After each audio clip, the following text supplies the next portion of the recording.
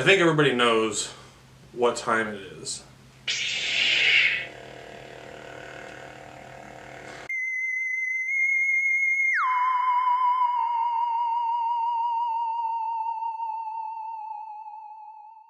Star Wars The Rise of Skywalker is once again directed by J.J. Abrams, and this time written by Abrams and Chris Terrio.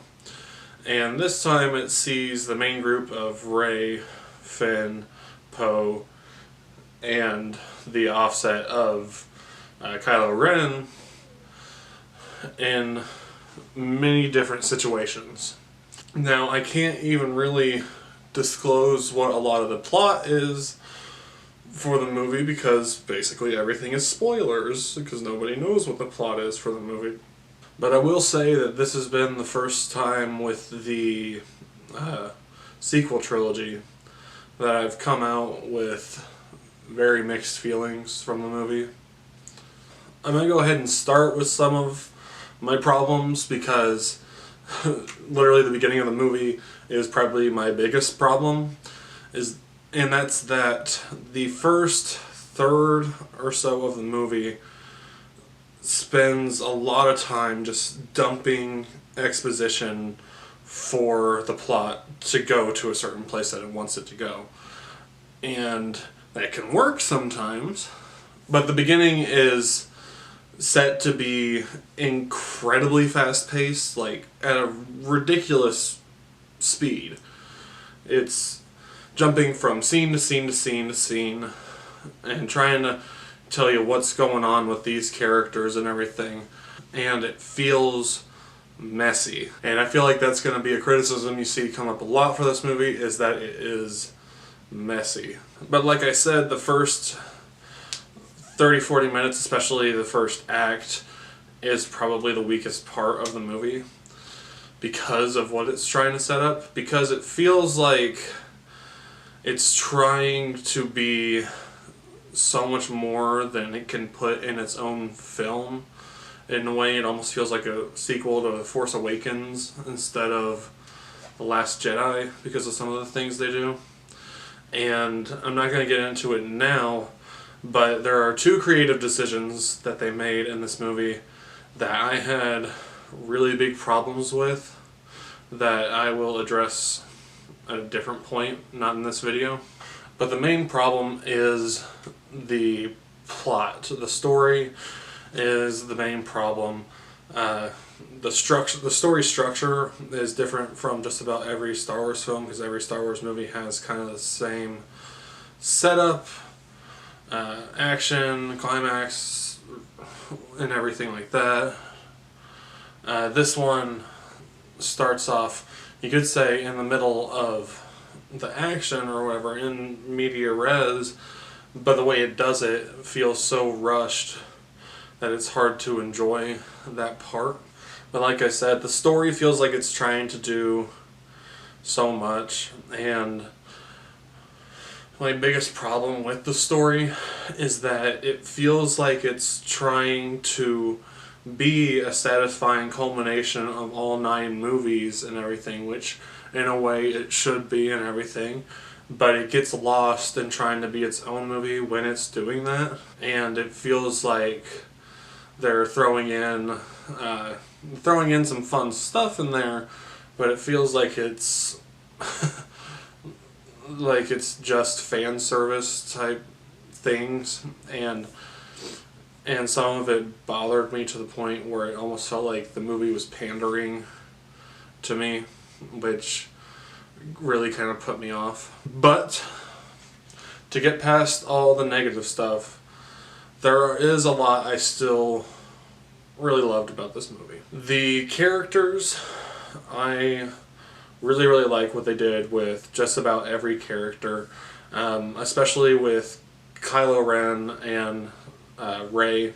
Other than a specific creative choice, I think that what they did with these characters and the performances that Adam Driver and Daisy Ridley give are really good. I think they're both insanely talented actors. Obviously, I've talked about Driver before, I've talked about Ridley before, but I think they're both really talented actors. I think this is the best performance Ridley has given in any of the movies. I still think Last Jedi was probably the best for Driver, but he does a phenomenal job in this movie too. So the acting all around is great. And then another big thing about this movie is how they utilize Leia, which of course everybody knows Carrie Fisher died back in 2016 around this time, and they were not able to use her. She was not able to be able to act in this movie, of course. So they used unused footage of her, messed with it some, and inserted her and kind of moved some of the story around. So in a way, I can see how in those circumstances, how that would affect what the probable original story was going to be. But the way that they do utilize her in this movie, I thought was done very well, and that it gave her a meaningful last performance in a way. I like, for the most part, what they did with her. I like the character interactions are good between Finn, Poe, and Rey, and C-3PO too, and Chewbacca. The character interactions are really good. And that's thanks to the chemistry between those actors. But but like I said, I have problems with 2 creative decisions.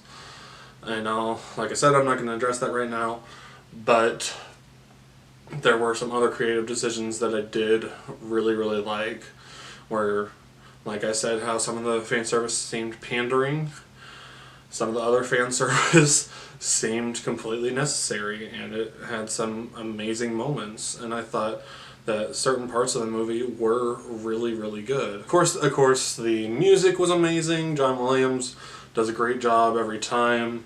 His score is immaculate. It's awesome to see that he was able to score all these movies. My overall feelings for this movie is mixed, and I don't think I'm going to give it a rating right now. I think that I need to see the movie again, which I'm probably going to try to do this weekend, and then I'm going to upload a spoiler review because I do want to talk about this movie. And something that you're going to see with this movie is this movie is not nearly as bad as people are going to make it out to be, just like with The Last Jedi. It's not going to be that bad. But I also feel like overall the movie was pretty messy, even though there were some amazing moments in it. And I do think it's the weakest of this new trilogy, which is kind of funny because it seems like we're never going to get a consistent Star Wars trilogy, because with the prequels, the first 2 aren't very good. Revenge of the Sith is a decent movie. And then with the originals, A New Hope and Empire Strikes Back are amazing movies, and then Return of the Jedi is still a good movie, but it's a considerable drop in quality, in my opinion at least. But I do think that the fan base is probably going to be a bigger fan of this movie than The Last Jedi, because like I said, it kind of panders a little bit, and some of the creative choices seemed like they were just the easy choices to make, which I'll get more into in my spoiler review. But this video is almost more of a train of thought of my initial reaction, and obviously my reaction is fairly mixed. So it looks like a lot of the critical reviews are kind of spot on at the moment. Well, I don't want to give a rating of the movie until I watch it again, because I did want to go into this movie with it being amazing. I think everybody wants that with these franchises. I mean, this has been my most anticipated movie of the last 2 years. So I had incredibly high expectations for it, but I was trying to keep them reasonable. But I will say that I was disappointed with this movie. I do want to get more into the actual movie, because I feel like I can't really criticize it without spoiling it. So I'm going to do my spoiler review maybe next week, and I'll post it then. But for now, no rating for The Rise of Skywalker, but I would like for you guys to let me know what you thought of it.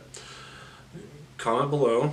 Don't post any spoilers, in the comments, at least for a little while, and then I'll be back with another video.